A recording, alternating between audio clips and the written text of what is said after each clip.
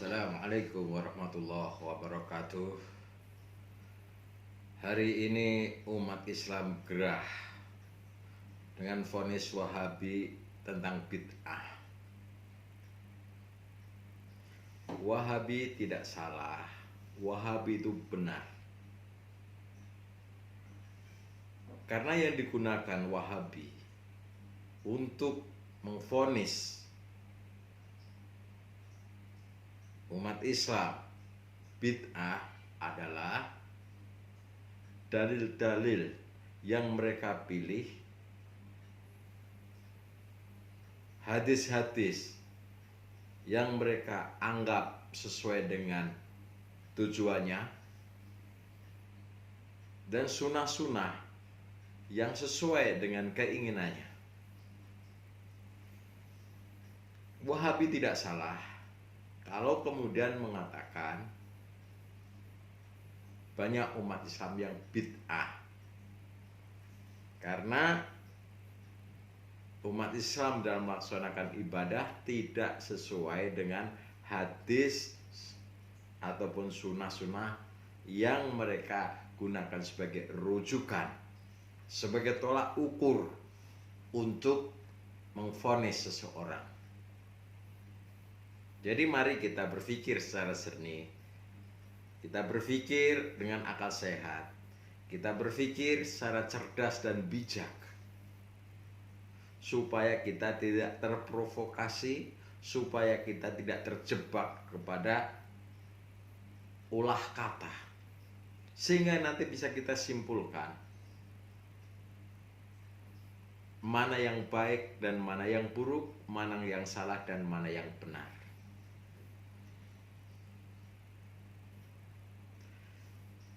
Dari pilihan-pilihan hadis ataupun sunnah-sunnah oleh orang-orang Wahabi kemudian dijadikan sebagai rujukan, sebagai tolak ukur untuk membid'ahkan orang, itu sudah merupakan pilihan mereka. Kita jangan sampai emosi, kita nggak boleh marah.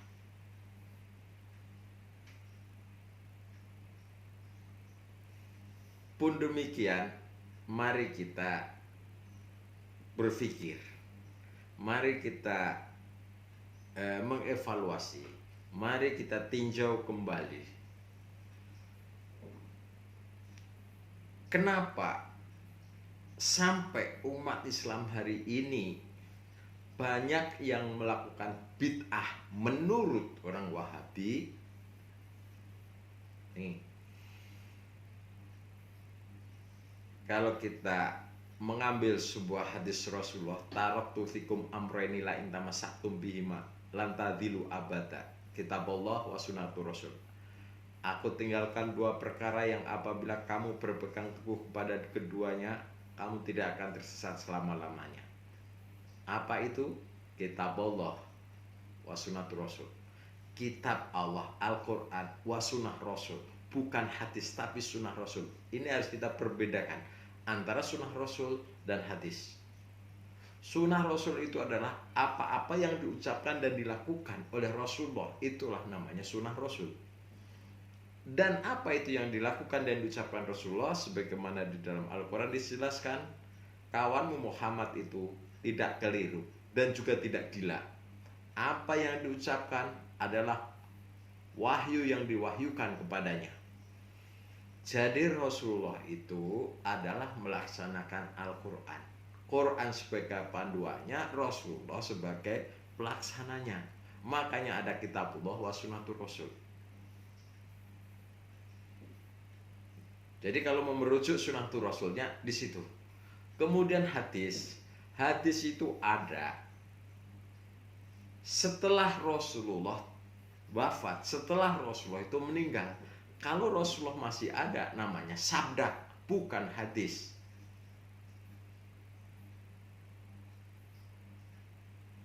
Makanya disebut hadis yang artinya adalah cerita. Makanya di situ banyak rawi-rawi yang kemudian dijadikan sanad tolak ukurnya oleh orang-orang Wahabi. Cerita dari si A, si B, si C. Nah, Orang Wahabi ini menyeleksi mana yang benar-benar ini hadis yang sahih, sanadnya yang benar seperti apa. Itu yang jadikan standarnya orang-orang Wahabi. Nah, pun demikian kita harus berpikir lebih bijak lagi, lebih luas lagi. Kapan itu adanya hadis? Di masa sekarangkah? Di masa yang akan datangkah? Atau di masa lampau? Sehingga kita bisa menyesuaikan, sehingga kita bisa melihat dan berpikir apakah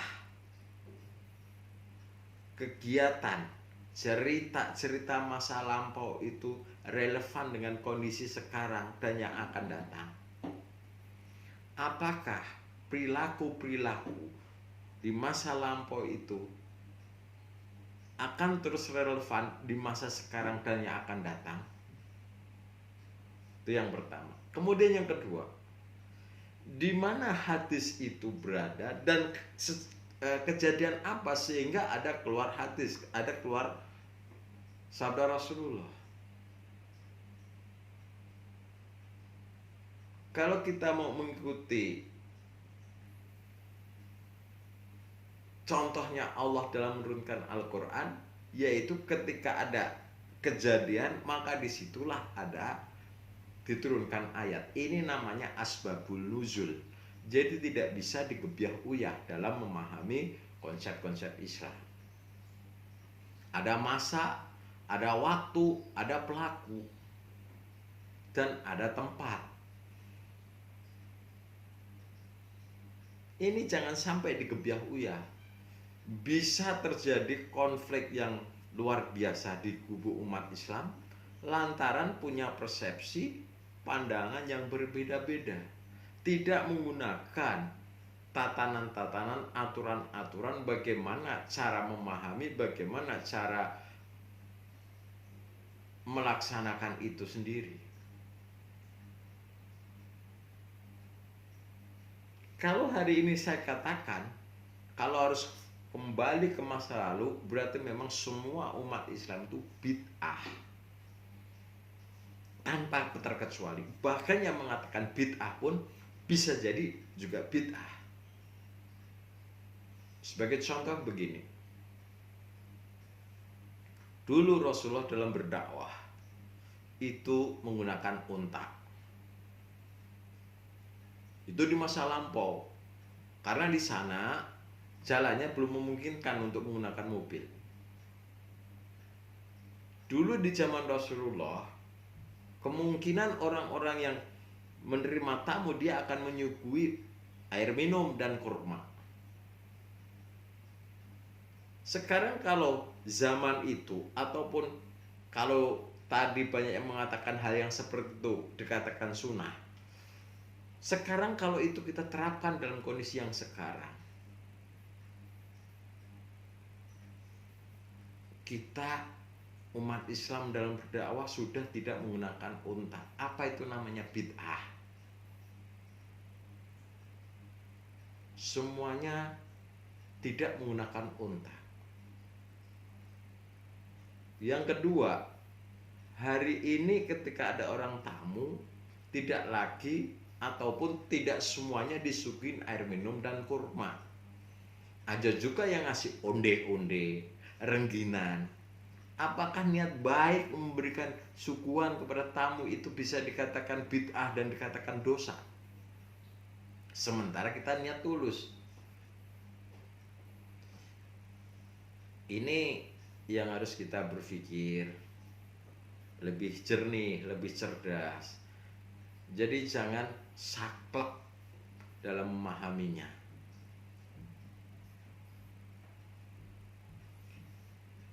Jadi ada sebuah kisah, ada sebuah film. Ini ternyata kejadian juga di alam yang nyata, bukan lagi film. Ada kejadian film, ada sebuah cerita film yang kembali ke masa lampau dan juga akan kembali ke masa datang. masa yang akan datang. Ini sebuah cerita yang hari ini ternyata sudah ada bayinahnya, sudah ada buktinya.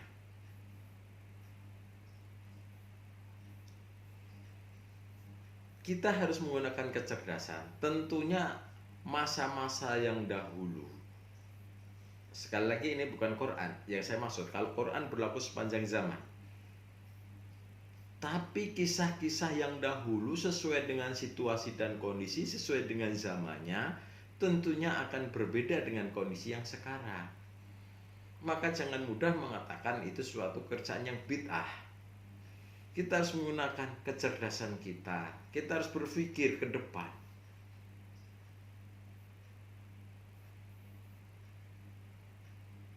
Ujung-ujungnya apa? Kalau berpikirnya seperti itu, yang terjadi adalah sebagaimana firman Allah, nu'minu bi ba'din wa nakfuru bi ba'din, iman pada sebagian perintah dan ingkar pada sebagian perintah. Sebagian sunnah Rasulullah ditinggalkan, sebagian dijalankan. Bukan seperti itu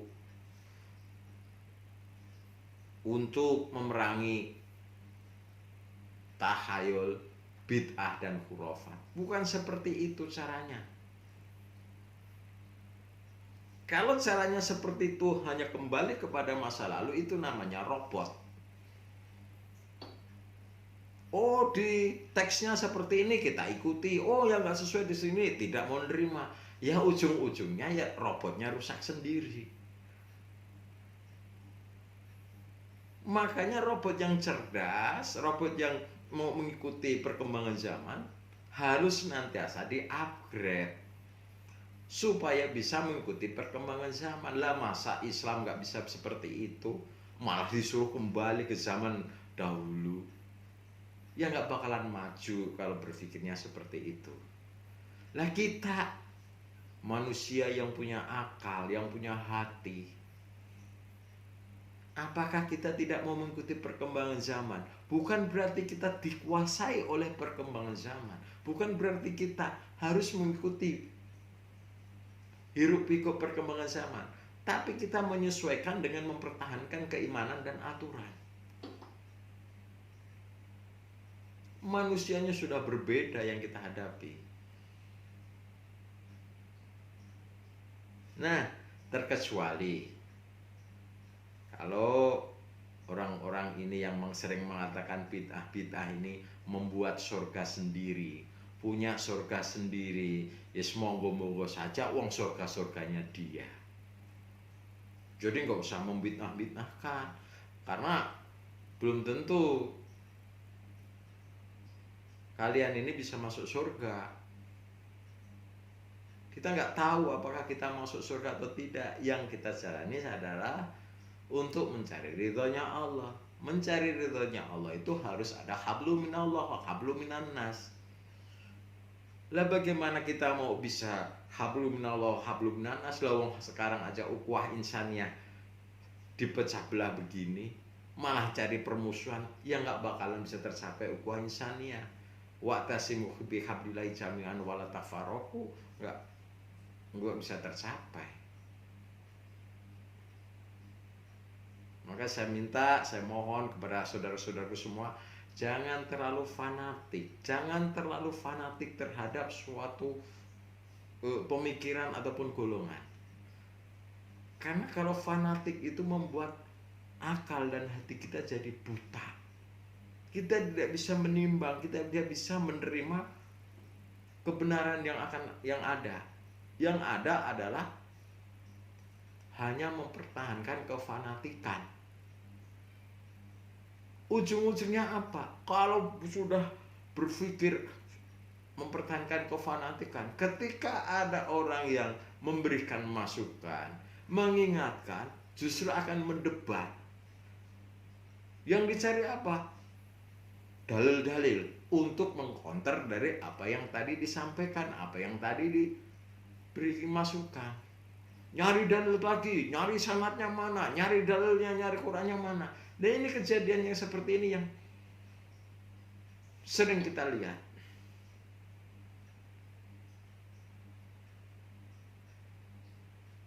Maka Allah berfirman, walaqad dzarabna li jahannam katsiran minal jinni wal insi. Aku jadikan neraka jahanam untuk kebanyakan jin dan manusia. Mereka punya mata tapi tidak dipakai menggunakan melihat kebesaran Allah. Mereka punya telinga tapi tidak dimendengarkan ayat-ayat Allah. Dan mereka punya hati tetapi tidak digunakan untuk memahami ayat-ayat Allah.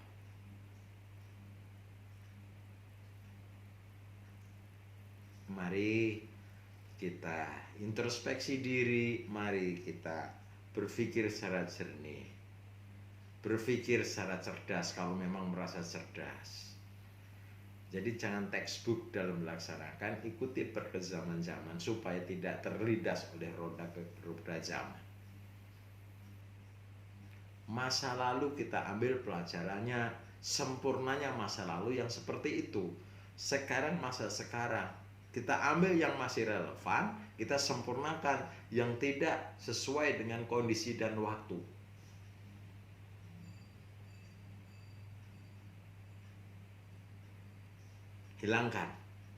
Hilangkan sikap kita sebagai robot.